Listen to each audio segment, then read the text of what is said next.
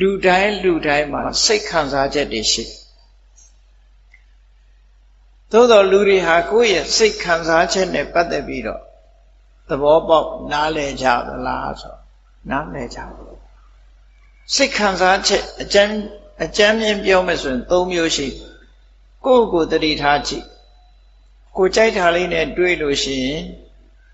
သို့မဟုတ်နေလို့ထိုင်လို့အဆင်ပြေလို့ရှိရင်ဒုက္ခဝေဒနာဆိုစိတ်ခံစားချက်ရှိနော်စိတ်ချမ်းသာတယ်ကိုချမ်းသာတယ်လို့ပြောကြဒုက္ခဝေဒနာအေးနေမကောင်းထိုင်မသာဖြစ်တာပဲဖြစ်စီတခုခုအဆင်မပြေတာပဲဖြစ်စီနော်ဒုက္ခဝေဒနာခံခက်တယ်စိတ်ပြည့်တယ်စိတ်မကောင်းဘူးစိတ်ညစ်တယ်ဆိုတာဖြစ်လာဒုက္ခဝေဒနာနော်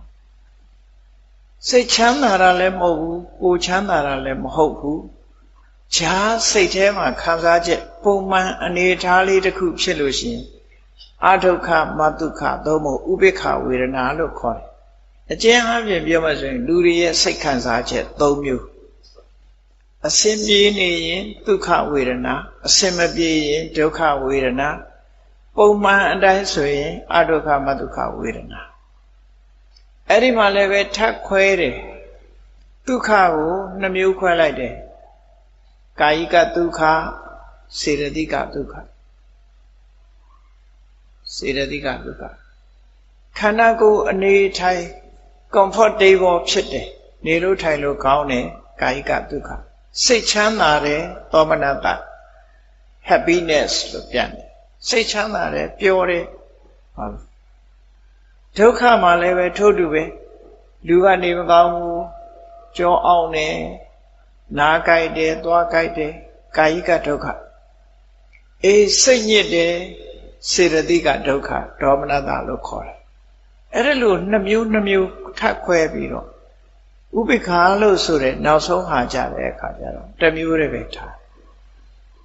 ခံစားမှုမထင်ရှားတဲ့အရာလို့အဲ့တော့လူတွေရဲ့စိတ်ခံစားချက်သည်ဒုက္ခဒုက္ခအဒုက္ခမဒုက္ခဆိုတဲ့ပါဠိနဲ့ပြောမှဆိုရင်အခြေခံအပြင်၃ခုရှိတယ်အဲ့ဒီ၃ခုကိုဒုက္ခနဲ့ဒုက္ခကိုစိတ်ကာယကစေတသိကနှစ်ခုထပ်ခွဲလိုက်တဲ့အခါနှစ်ခုစီခွဲလိုက်တဲ့အခါဝေဒနာဟာ၅မျိုးဖြစ်သွားတယ်နော်လူတွေရဲ့တဏ္ဍာမှာစိတ်ခံစားချက်၅မျိုးရှိတယ်လို့အဲ့ဒီ၅မျိုးကိုအချင်းချုပ်ပြီးတော့ပြောကြည့်အောင်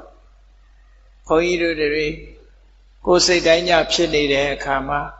နေလို့ထိုင်လို့ကောင်းတယ်ပျော်ပျော်ရွှင်ရွှင်ရှိတယ်ဒုက္ခအစင်မပြေဘူးအလောက်ကိုင်းကားစားအစင်မပြေဘူးတဝူနဲ့တဝူအစင်မပြေကြဘူးအဲ့ဒါမျိုးအစင်မပြေဖြစ်လာပြီဆိုရင်ဒုက္ခအစင်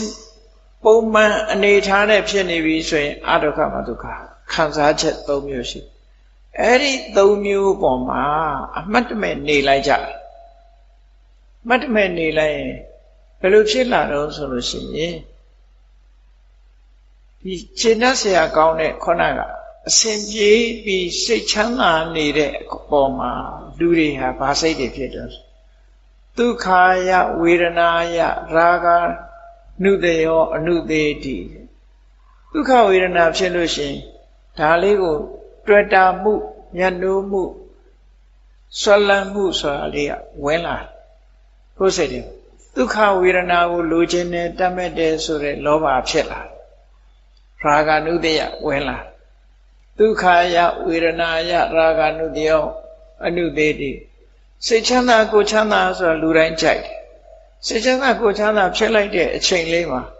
ချမ်းသာဒုက္ခကိုတရားနဲ့မရှုမှတ်မိဘူးဆိုလို့ရှိရင်ဘာဖြစ်တွေ့တာမှုတွေတတ်မဲ့မှုတွေရာဂတွေဖြစ်လာဒီလိုဆိုလို့အေးစိတ်ဆင်းရဲเสียနဲ့ကြုံတယ်ကိုယ်ဆင်းရဲမှုနဲ့ကြုံပြီဆိုရင်ဒုက္ခယဝေဒနာယပဋိက္ခဏုတယောနုသေးတိအဲ့ဒီကြတော့ဒေါသဖြစ်တယ်ဒေါသဖြစ်တယ်စိတ်တိုးနေတယ်ဒေါသတွေဖြစ်တယ်ဒုက္ခဖြစ်လာရင်စိတ်တိုးတယ်ဒေါသဖြစ်တယ်အဲ့တော့သူကလည်းဒုက္ခဖြစ်တဲ့အပေါ်မှာစိတ်တိုးလာတဲ့အခါကျတော့စိတ်တိုးလာတော့ဒေါသထပ်ပြီးတော့ဖြစ်သွားတယ် ဒုက္ခမှာဒေါသကိန်းလာတယ်လို့ဆိုအဲ့တော့အကျင့်ကြီးပန်သွားတယ်ဒုက္ခဖြစ်တိုင်းရာဂဒုက္ခဖြစ်တိုင်းဒေါသဒါကြီးကကိုယ်ရင်ထဲမှာဒီတိုင်းပဲဖြစ်နေတော့လားအမြဲတမ်းပုံမှန်ဒါဖြင့်ဒီအစဉ်ပြေတာလည်းမဟုတ်ဘူးပုံမှန်အနေထားမျိုးဆိုရင်ဘာဖြစ်တော့ဆိုပုံမှန်အနေထားမျိုးကြတော့အမှန်မသိတော့ခံစိတ်ခံစားချက်ကိုအမှန်မသိဘူးဆိုတာကြတော့အဝိဇ္ဇာလို့ခေါ်တယ်ဒါကြောင့်မို့အဒုက္ခယမဒုက္ခယဝေဒနာယအဝိဇ္ဇာနုတေယောနုတေတိဒုက္ခလည်းမဟုတ်ဒုက္ခလည်းမဟုတ်ပုံမှန်နေထားဆိုလို့ရှိရင်မသိခြင်းဆိုတဲ့အဝိဇ္ဇာနုတေယကိန်းဆိုလိုတာကရာဂဒေါသမောဟဆိုတဲ့ဒီတရားတွေဟာ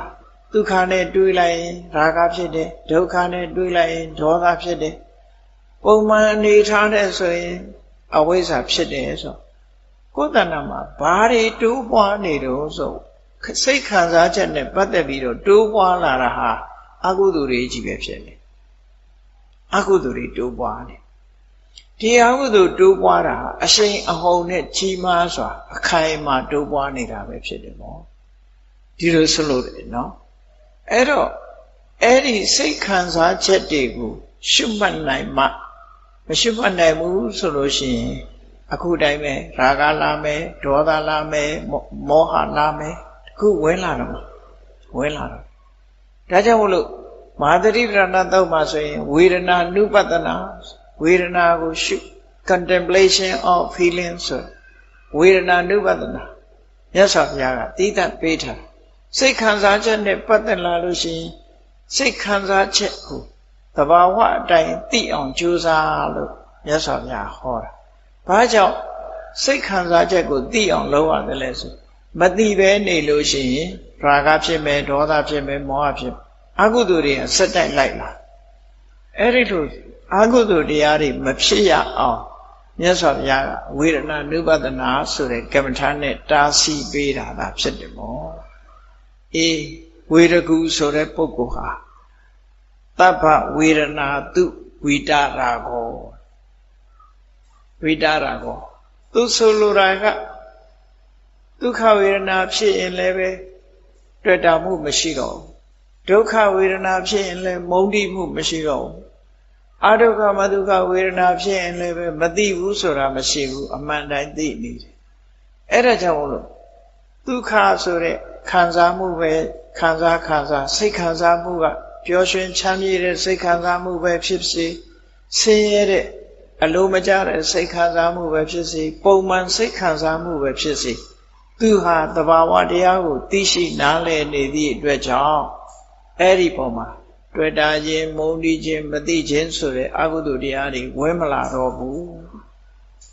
ဝင်မလာသည့်အတွက်ကြောင့်ဝေဒနာတွေပေါ်မှာပိုင်နိုင်နဲ့အသိဉာဏ်နဲ့ထိမ့်အုပ်ထိမ့်ချုပ်သွားနိုင်တယ်